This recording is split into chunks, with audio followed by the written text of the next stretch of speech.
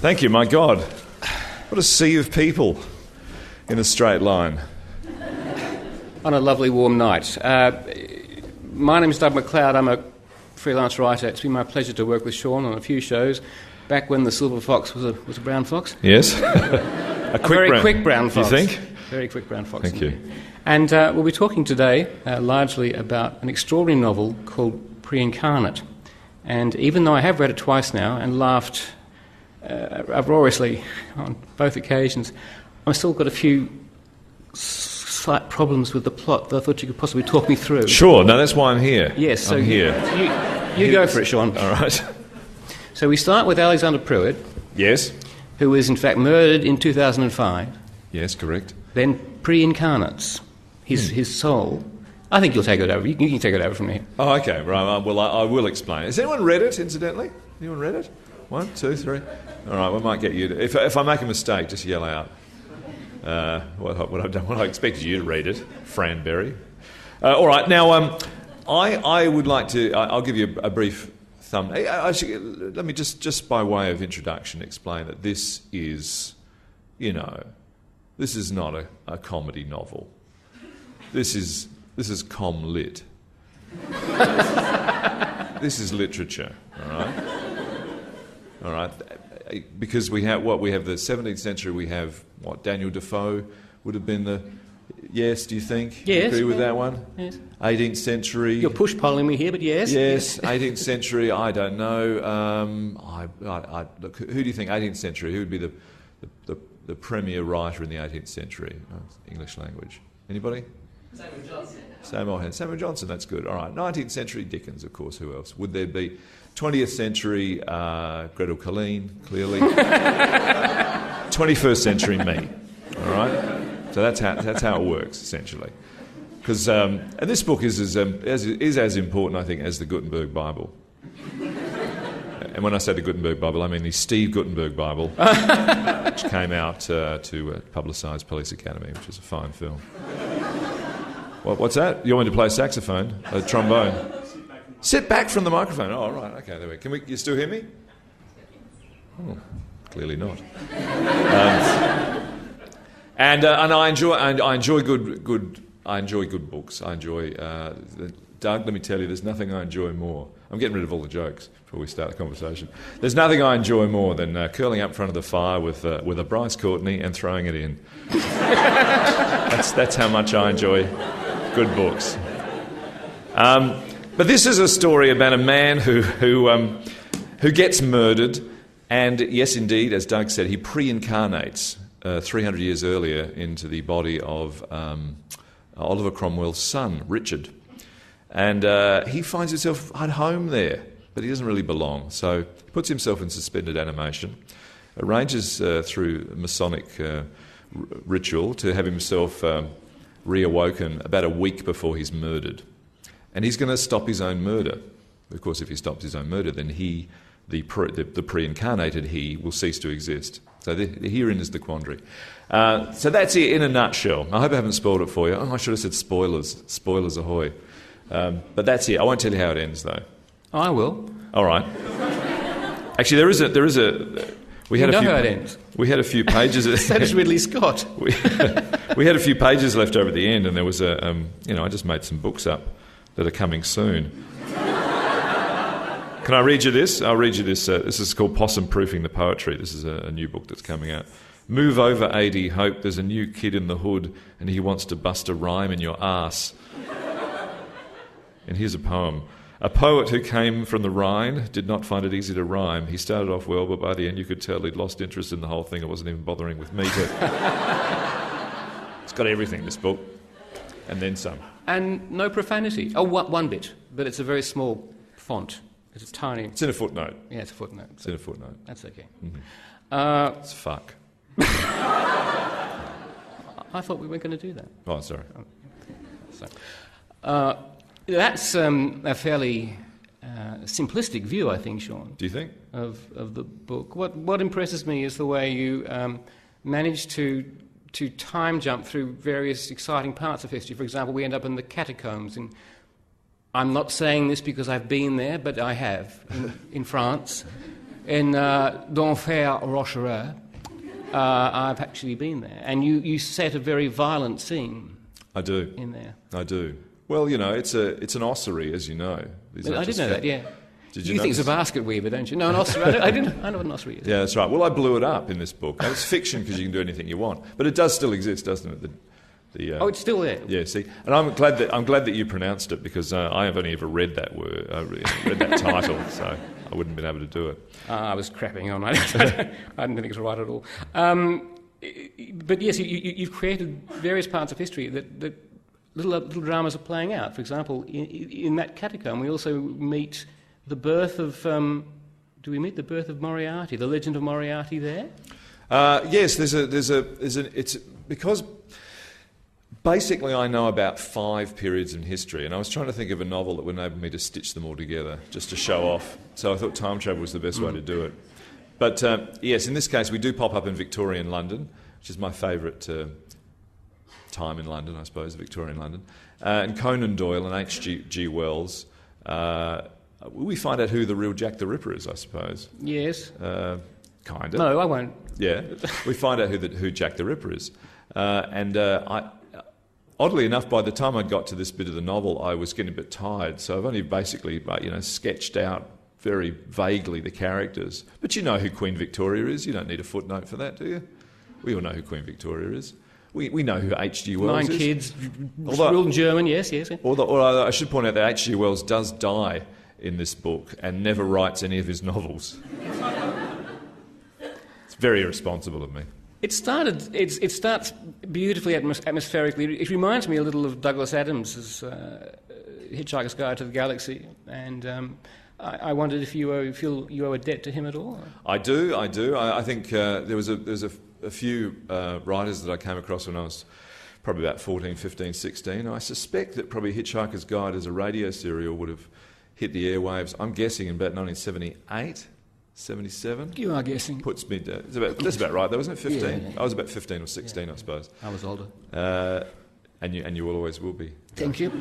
And the book came out, I think, the next year, a little paperback from Pan Macmillan, and that was a very influential book.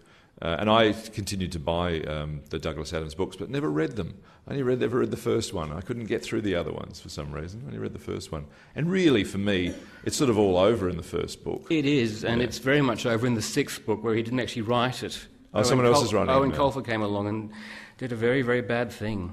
But no, the first 2, I think you can probably stick those together, and that to me is almost like an archetypal guide to writing comedy. That's the Hitchhikers and the Restaurant at the End of the Universe seem to me to be the one book. Yeah. And the rest is tosh. Yeah. I think you're right. But I don't know whether this is right or not. But I've always been under the impression that the ideas were the things that sustained Douglas Adams' books, and not so much the characters. The characters are very archetypal characters and very Python-esque in a way, and the ideas are the important thing, I think, when you're not worrying too much about plot. But it does work. It actually, I did read this twice, because the first time I'm on beta blockers, so I thought that it must have been some sort of negative reaction I was having. It didn't make any sense. But then I read it the second time. Oh yes, of course, that makes perfect sense. I know what all these characters. Well, most of it I understand. I like the fact there is no TARDIS. You don't have a kind of a little device for travelling in time. No, I didn't want to do that. I felt that because it's time travel, obviously, is the important thing about this book, and I didn't want to use magic, and I didn't want to use, because I think in time there is some magic though. There is a little bit of magic. The Widow Makepeace. In terms of using, a little bit of magic in there, but not too much, and no machine at all, because I absolutely love Back to the Future, and I didn't want to tread on the toes of that, because I think that's pretty much perfect, that story. Apart from a couple of problems I have, which if anyone asks me, I will bore you. Don't. I will bore you with an explanation Please. as to where the major flaws are. Please in this don't. particular book. But it was a nice DeLorean. Okay, this is should we move on? I mean, I do love the book, but I'd like you to read a part of it. Oh, well, I'd be more than happy to. I was actually sort of sneaking, because I should point out, one of the features of this book is this beautiful ribbon, which doubles as a bookmark, and I've actually lost the place I was going to read. So you can ask me another question if you like while I just skim through and find the bit. Did Kerry Ann Kennelly read the book? Look, the interview was probably about 35 seconds, I think, and I suspect she'd read the flap here. Just that's about as much as she'd read. But you're still looking, aren't you? I am still. You can't find it. I can't find it. Hang on. Do you think that? Do you think that your audience will be? How can I put this? Do you think that it will find a whole lot of new fans? Or I mean, you've already got quite a lot, but I don't know, really. I don't know. I think it's it's my sense of humour, I suppose, and if you like, my sense of humour from the TV shows. Has anyone seen any of the TV shows? Thank you very much, sir. I don't know, it's stuff that I find funny. And I must admit, whenever I attempt anything on television, Doug, as you well know, I'm incapable of doing anything other than just writing something that I think's amusing. I'm not very good at, following some commercial wave that's coming. I can never see the next wave. I can never do that. Even with talking about your generation, which is as commercial a beast as I've ever attempted to ride. It's getting pretty strange now, and I suspect it is. I suspect next year will be it. Yes, I know. Look, I'm sorry. Was Amanda Keller ever going to end up in the porridge? Come on now. Well, she was supposed to be, but amazingly she managed to hang on to the thing. She wasn't going in. No, there was never any intention not to dump her in there. You found the... we brought the gun on and we didn't shoot it, I was very disappointed. Parigi Didge was that segment, for those of you who were watching the show. Shaun, you're still looking at it. Yeah, I'll find it in a second. No, you have a chat. I can just witter away here forever. That's true, actually, and I like that about this book too. But I hate to say, Shaun, I think you're going to get a lot of new fans who are science fiction fans. Oh, good. Oh, good. Oh, right. That's all right. That's good. No, I'd be happy with that. And I'd be interested, because you've read a lot of science fiction, I'd be interested to hear whether anybody thinks, this has already been done before. It has. Has it? In the Bible. No, really, there's a theory that Jesus... Yeah.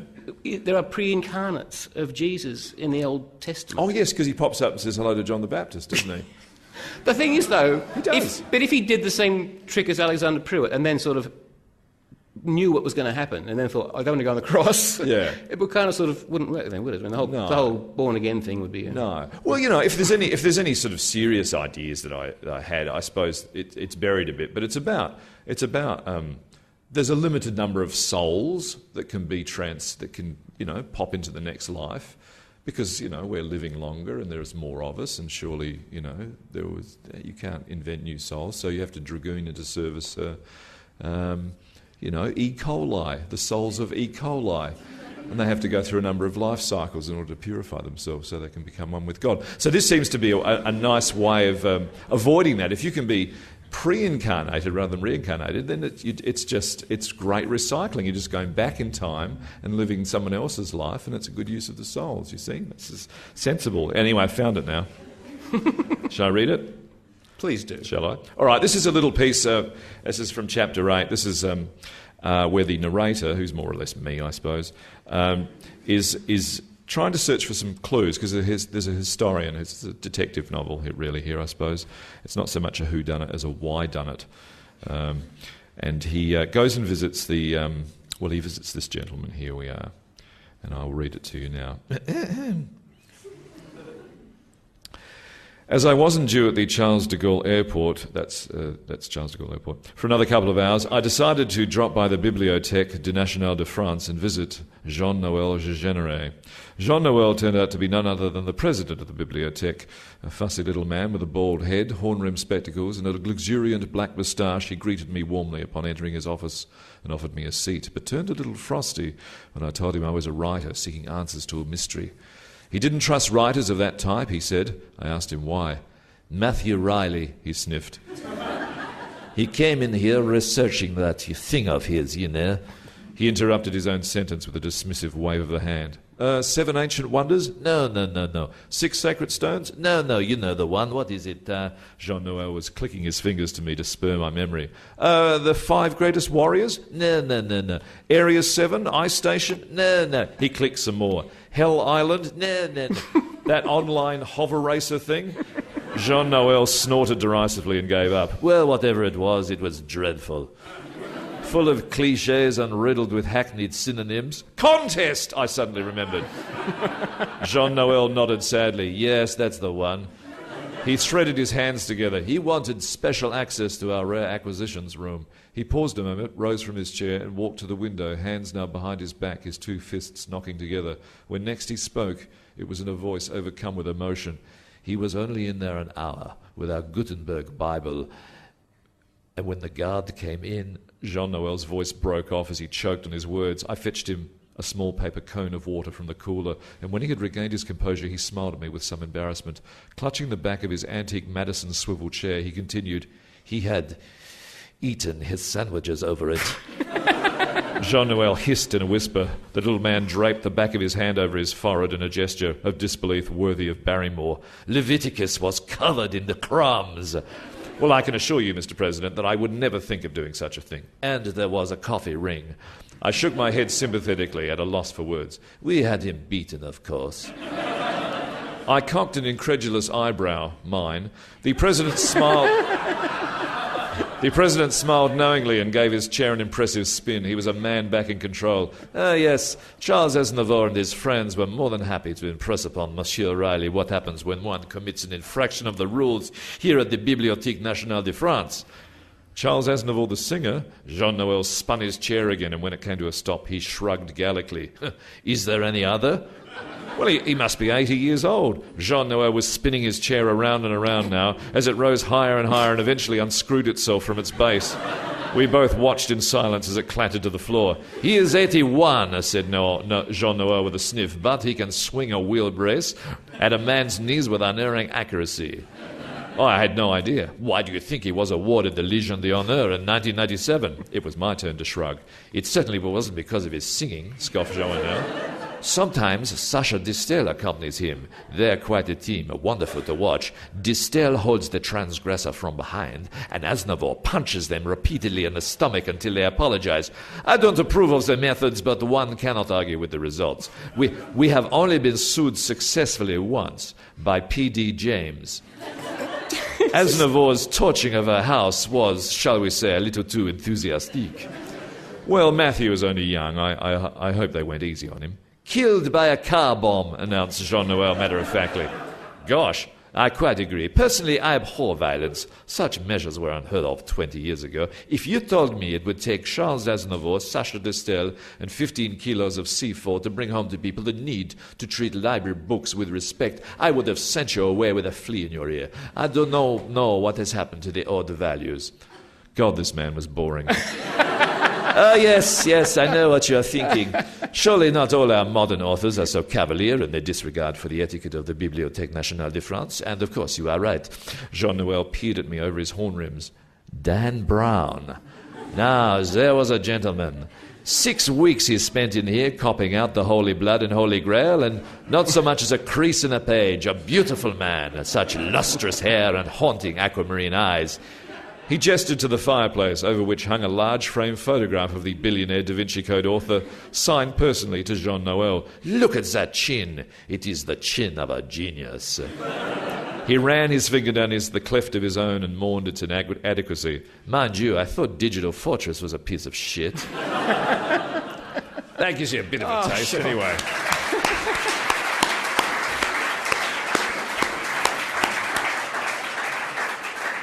We'll be taking questions in just a couple of minutes, so if you'd like to get those ready, while I ask you a little more about your previous book, which I also enjoyed very much, Smithereens. Smithereens, yes. Well, Smithereens was back in 2004. It's not really a book. This is really the first book.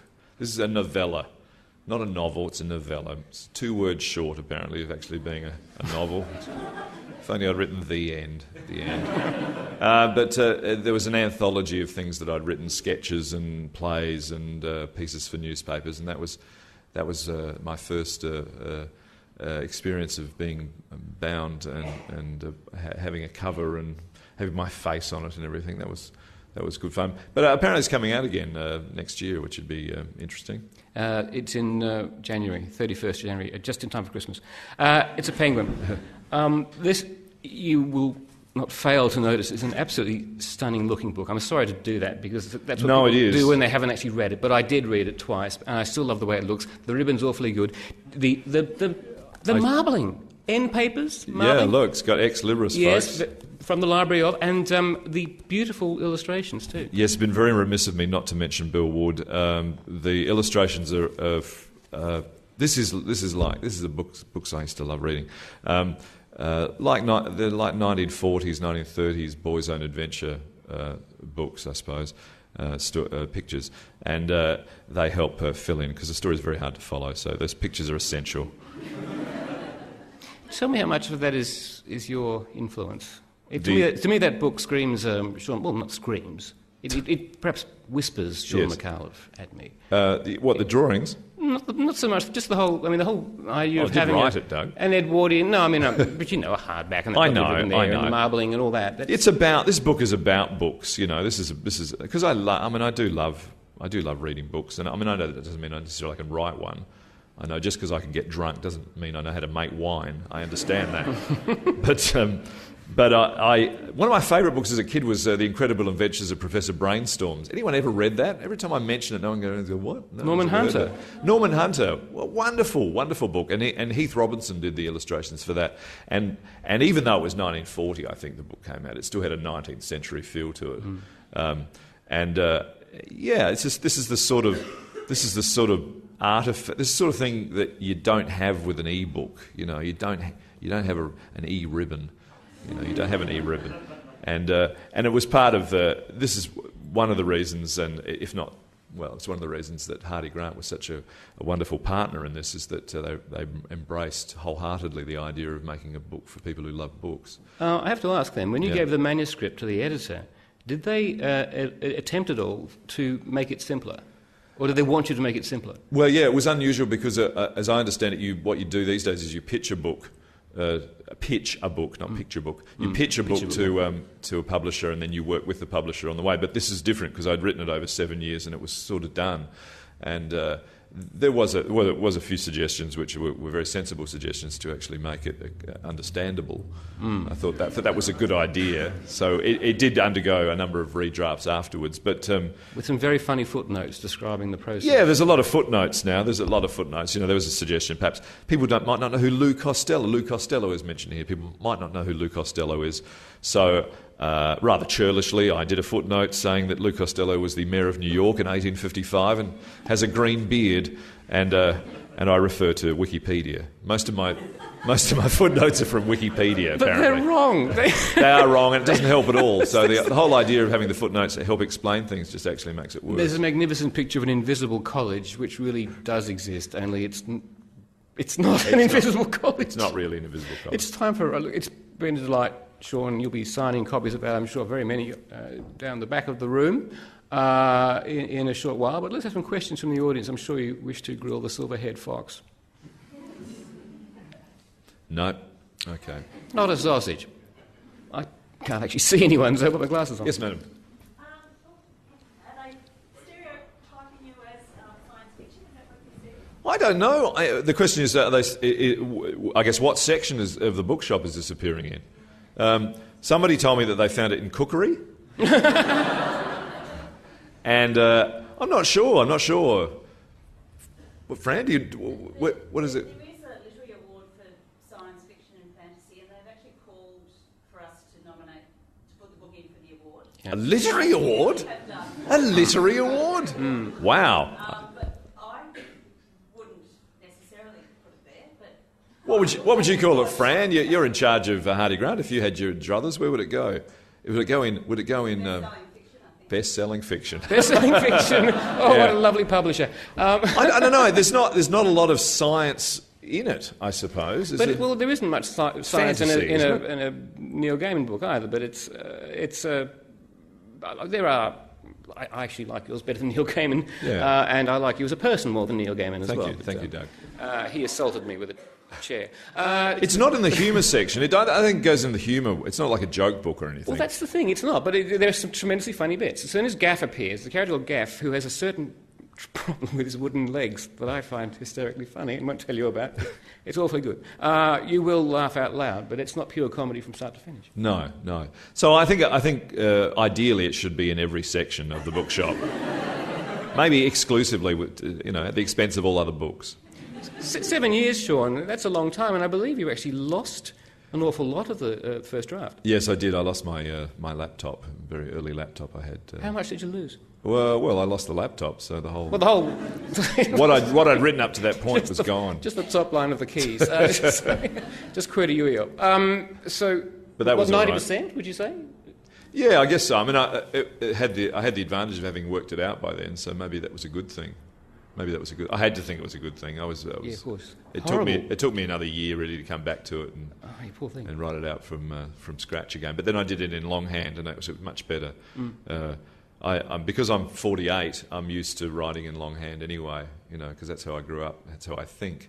And I quite like the archaeology of seeing something I've crossed out. I think, well, I know that's on page back here somewhere. And I don't really have that spatial memory when I'm looking at my screen. I can't really scroll through, and I don't know where things are. So I know that's not the case for younger people, but I much prefer writing stuff out in longhand. A piece of paper never tells you Windows has unexpectedly closed down. There's at least one word in that sentence which probably shouldn't be there, I think.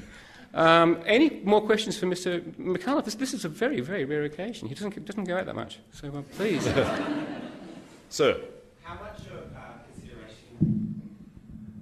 How much consideration was there between trying to use real historical facts and sort of playing with them, like, for example, Richard Cromwell, and I don't think, was he actually dying, or those sort of things? Well, he did die. Yeah, he did die eventually. Not at the time that you. Okay, but the thing was, he was going to leave the Republic basically to his son. His son was going to inherit it in a strange kingly way.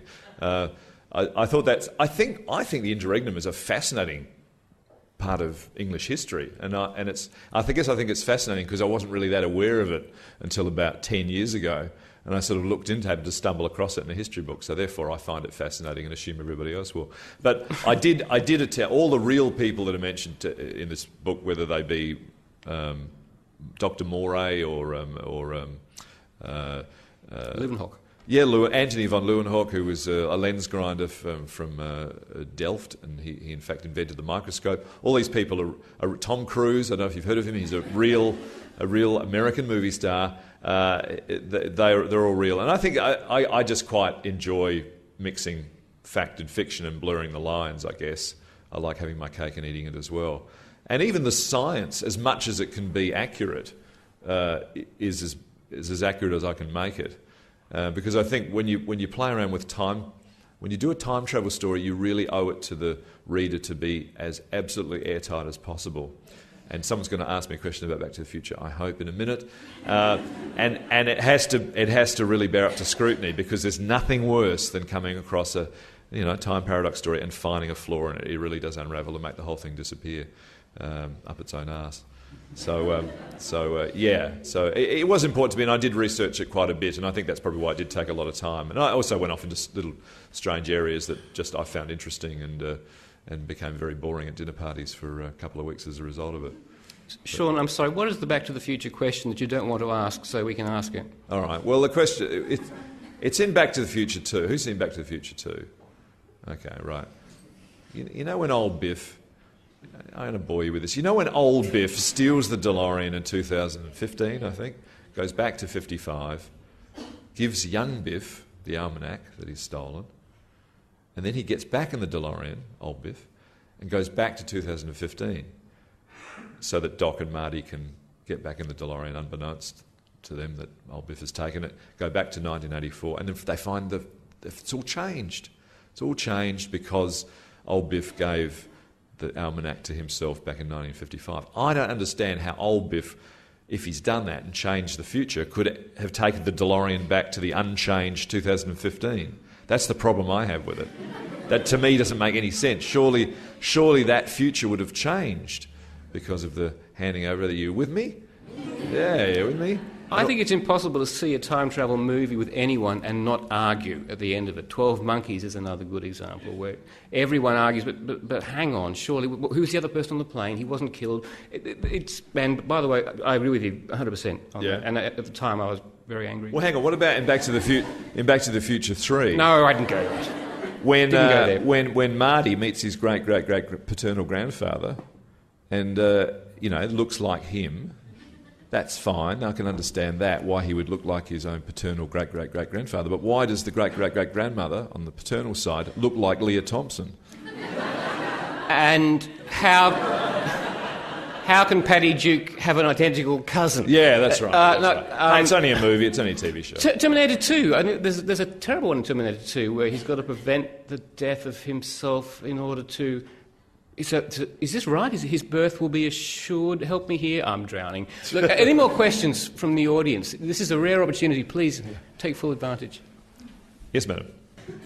When I walked in, I was amazed to see a hardback book sitting there, and I didn't even know at that point that it had the coloured end pieces, the marbling, until I saw you flipping through the pages earlier, and of course the special theme.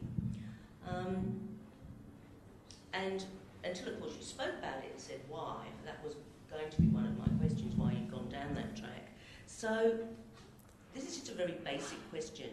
You talked about e-books. Mm-hmm. I'm thinking, are you going to put that out in a paperback? Is it going to e-book? And my question really is, as an author, do you get the same money for each of them? I don't know. This is my first foray into novel writing, so I'm not familiar at all. But I'm sure it is coming out as an e-book. I think that's the inevitability of that. I don't think it necessarily means that it should, nor should it ever exclude having a beautiful book that you can hold in your hands and smell. You can't smell a Kindle, can you? You look a bit weird if you did that. But there are some people who swear by them, who love the clarity of the print and love the portability of it. I don't know. I have several, almost 8, I think, bookshelves in a room groaning with old books, really old books. And I actually spent a great portion of my 30s and 40s tracking down books that I had as a kid. And I cheat a bit because I go online and get them from England or America or something. But just old books that are more or less the same ones I had when I was a kid. My father burnt them all. It sounds more sinister than it is.